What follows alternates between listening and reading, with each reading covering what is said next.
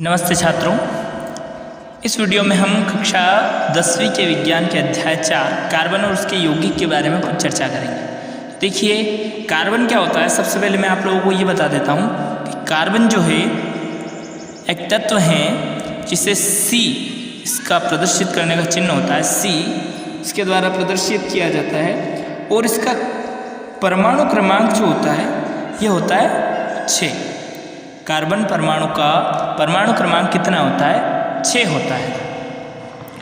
Carbon का परमाणु क्रमांक जो होता है वो होता है 6। तो अब कार्बन के जो अष्टक पूरे होने जो ये कक्ष होते हैं, कक्षक, उन्हें पूरा होने के लिए हमने देखा था, देखिए पिछले वीडियो में। तो ये यदि हम कार्बन परमाणु की इलेक्ट्रॉन बिंदु संरचना बनाए तो किस प्रकार से बने? कुछ इस प्रकार की इलेक्ट्रॉन बिंदु संरचना होती है। तो कार्बन परमाणु में क्या होगा? नाभिक के पास वाला जो कक्षक होगा इसमें 2 इलेक्ट्रॉन होते हैं और बाकी अन्य बचे जो 4 होते हैं ये होते हैं यहाँ दूसरे कक्षक में। अब देखिए, इसका ये दूसरा वाला कक्षक पूरा होने के लिए हमें 4 कार्बन, इसके लिए पास 4 इलेक्ट्रॉन और होने चाहिए, है ना। तो इसके पास देखिए, पहले कक्षक में 2 इलेक्ट्रॉन होते हैं, दूसरे में 8 होने चाहिए, तभी कक्षक पूरा होता है। इसके पास सिर्फ 4 होता है। तो कार्बन क्या करता है? यह किसी अन्य के द्वारा तो इलेक्ट्रॉन ग्रहण नहीं कर सकता है। क्यों नहीं कर सकता है? क्योंकि किसी भी अन्य तत्व में इतने इलेक्ट्रॉन त्यागने की क्षमता नहीं होती है कि वह 4 इलेक्ट्रॉन किसी को प्रदान करे। कोई भी तत्व 4 इलेक्ट्रॉन प्रदान नहीं कर सकता है। तो कार्बन स्वयं क्या करता है? इसके पास जो ये एक कक्षक पूरा हो जाता है, ये तो ठीक है, और इसके बाद ये जो 4 इलेक्ट्रॉन बचते हैं ये खुद दान कर देता है। यानी कार्बन कितने परमाणु दान करता है? 4 इलेक्ट्रॉन दान करता है कार्बन परमाणु, है ना। तो ये इलेक्ट्रॉन दान करने की जो क्षमता होती है इसे कहते हैं संयोजकता, है ना, संयोजकता। तो कार्बन की संयोजकता कितनी होती है? 4 होती है, क्योंकि 4 इलेक्ट्रॉन प्रदान करता है। एकमात्र यही ऐसा तत्व है जो 4 इलेक्ट्रॉन प्रदान करता है, यानी सबसे अधिक संयोजकता सिर्फ कार्बन परमाणु की ही होती है। इस प्रकार से कार्बन क्या करता है? 4 इलेक्ट्रॉन प्रदान करके स्वयं को धनात्मक आयन में परिवर्तित कर देता है, यानी धनात्मक आयन बना लेता है। ठीक है, ये तो हुई कार्बन परमाणु की बात। अब कार्बन इतना विशेष क्यों है? तो देखिए, कार्बन जो है संपूर्ण पृथ्वी पर जितनी भी वस्तुएं हैं, लगभग 80% जो वस्तुएं होती हैं पृथ्वी की, कितनी? 80% वस्तुएं कार्बन से बनी है। 80% जो वस्तुएं होती है पृथ्वी की समस्त, वे कार्बन से बनी है। इसमें कार्बन इतना महत्वपूर्ण है कि ये अपने स्वयं की एक रसायन अलग रखता है, यानी एक अपनी स्वयं की इसने शाखा बना रखी है जिसे कहते हैं कार्बनिक रसायन। क्या कहा जाता है उसे? कार्बनिक रसायन। ये इतनी महत्वपूर्ण है कि इसने स्वयं के सिर्फ कार्बन परमाणु के ही कारण इसकी एक अलग शाखा बनाई गई है। एक तो कार्बनिक रसायन और दूसरी होती है अकार्बनिक रसायन। अकार्बनिक रसायन में तो जितने पदार्थ होते हैं जिनमें कार्बन उपस्थित नहीं होता है वो समस्त आ जाते हैं, लेकिन कार्बनिक रसायन में सिर्फ कार्बन से संबंधित वस्तुएं ही आती हैं। ठीक है, जितनी भी वस्तुएं आती हैं सिर्फ कार्बन से संबंधित आती हैं। तो इस अध्याय में हम यही देखेंगे कार्बन और उसके यौगिक होते क्या है। तो देखिए, कार्बन 2 प्रकार के यौगिक बनाता है, कार्बनिक यौगिक और अकार्बनिक यौगिक। कार्बनिक यौगिक में क्या होता है? कार्बन उपस्थित होता है ना। और अकार्बनिक रसायन में या अकार्बनिक यौगिक में क्या होता है? कार्बन अनुपस्थित होता है। सिंपल सी बात है, बिल्कुल साधारण बात है। अब इनकी उपस्थिति का हमें कैसे पता चलेगा भाई कि किस में कार्बन उपस्थित है? कौन से तत्व जो कार्बन रखते हैं अपने पास और कौन से तत्व ऐसे हैं जिनके पास कार्बन परमाणु नहीं होता है? तो कार्बन की उपस्थिति का एकमात्र तरीका साधारण शब्दों में कहा जाए तो वे जितने पदार्थ जो जलाने के बाद क्या देते हैं? धुआं। ऐसे पदार्थ जो जलाने के बाद धुआं उत्पन्न करते हैं वे सारे कार्बनिक पदार्थ होते हैं या कार्बनिक यौगिक होते हैं। समस्त इस पृथ्वी पर जितनी भी वस्तुएं हैं जिन्हें जलाने पर धुआं उठता है वे सारी वस्तुएं कार्बनिक रसायन या कार्बनिक यौगिकों के अंतर्गत आती हैं। और वे वस्तुएं जो धुआं उत्पन्न नहीं करती हैं वे समस्त अकार्बनिक वस्तुएं या अकार्बनिक पदार्थ कहलाते हैं। ठीक है। कार्बनिक यौगिक जो हैं वे पृथ्वी पर जीवित पदार्थों में तो पाए जाते ही हैं, लेकिन इसे प्रयोगशाला में भी बनाया जा सकता है। कार्बनिक यौगिकों को, कार्बनिक पदार्थ जो होते हैं वो जीवित पदार्थों में तो होते ही हैं कार्बनिक यौगिक, लेकिन इसके अतिरिक्त जो है इन्हें प्रयोगशाला में भी बनाया जा सकता है। समझ लीजिए, आप लोगों को मैं समझा देता हूँ। ये देखिए, तो रासायनिक यौगिक जो है मुख्यतः दो प्रकार के होते हैं, कार्बनिक और अकार्बनिक। ये कार्बनिक और कार्बनिक कर रखा है, इसे अकार्बनिक कर लीजिएगा।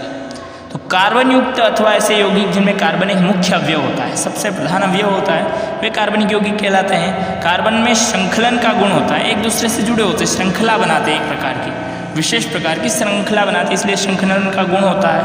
जैसे ये आप लोगों को मैं बताता हूँ किस प्रकार, ये इस प्रकार की श्रृंखलाएँ, ये होती है श्रृंखला। जैसे एक सीधी श्रृंखला बनाना, सीधे तरीके से एक लाइनियर इक्वेशन तैयार करना, है ना, ये होती है सीधी श्रृंखला। शाखित श्रृंखला यानी शाखाएं बनना कार्बन से, और ये होती है चक्रीय श्रृंखला, एक चक्र के जैसे। तो इनमें श्रृंखलन का गुण होता है, श्रृंखला बनाते हैं। कार्बनिक यौगिकों की उत्पत्ति जीवित पदार्थों से ही नहीं होती, बल्कि इन्हें प्रयोगशाला में भी बनाया जा सकता है। कार्बनिक जो यौगिक होते हैं वे प्रयोगशाला में भी बनाए जा सकते हैं और जीवित पदार्थों से मिलते ही हैं। इनके उदाहरण कौन कौन से होते हैं कार्बनिक यौगिक? तो अमोनिया, साइनेट और यूरिया जो है ये कार्बनिक यौगिक है जिन्हें प्रयोगशाला में बनाए जाते हैं। कार्बनिक यौगिक में कार्बन और हाइड्रोजन के अतिरिक्त कौन कौन से तत्व मौजूद होते हैं?